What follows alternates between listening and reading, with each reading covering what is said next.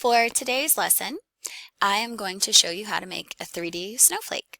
You need glue, a stapler, a pencil or a cylinder of some kind, and a pair of scissors. You also need 6 squares of paper. Mine is a 6 by 6 inch square. I'm going to set aside the things that I don't need for right now and focus on what I do need. I'm going to take one square and I'm going to fold it in half so that it makes a triangle. I'm going to fold it in half again to make a smaller triangle. Then I need my scissors. I'm going to take the single folded edge as opposed to the double folded edge. And on that single folded edge, I'm going to hold the long edge of the triangle in my hand that doesn't hold scissors.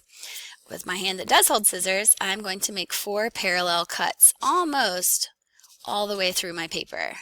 That was 1, 2, 3, and 4. You don't really want to make more than 4. It makes for a very intricate snowflake, but it also takes a really long time to put it together. Then I'm going to carefully open my square back up. This is a little bit tricky. And you will notice the shape that we have. Now I need my pencil. And I'm going to take my center 2 triangles where it's been cut. And I'm going to put it the smallest amount of glue. I don't want to use a whole lot. The more glue you use, the longer it actually takes it to dry. A lot of times people think more glue makes it stick better. That's not actually true. A little bit of glue goes a long way. So I'm going to hold it in place long enough that I make sure that it's stuck. And I'm going to slide my pencil out and set it aside. You don't need your pencil for the rest of them, just for that center one, because your fingers are a little too small, too big to go in this tiny little cylinder. I'm going to flip it over. I'm going to take my next 2 layers and I'm going to glue them together. Again, a very small amount of glue goes a really long way. I think I closed my glue. Tiny bit of glue. And I'm going to hold these together just so they overlap long enough. If you want to make sure that you've held it long enough in your head, you can sing or hum happy birthday, but only in your head because it gets too loud if everybody's doing that. I'm going to flip it back over. You want to keep going back and forth when you do this. You don't want to make all your rolls on the same side, then it's kind of lopsided. We're making sort of a spindle looking piece. You're going to do this with all 6 of your squares. You start with the square and fold it like a triangle, cut it 4 times, open it up, and do this alternating glue pattern that we have going on. For time's sake, I've actually assembled the other 5 already so that we can actually put this together and you'll see how the finished product will look to make our 3D snowflake.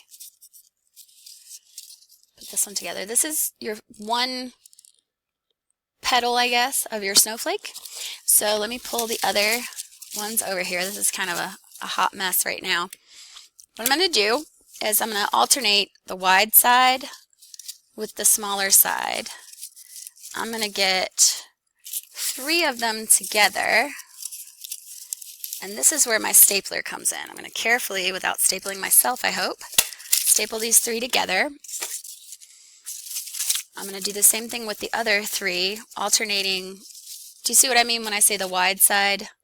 Put wide side with small side.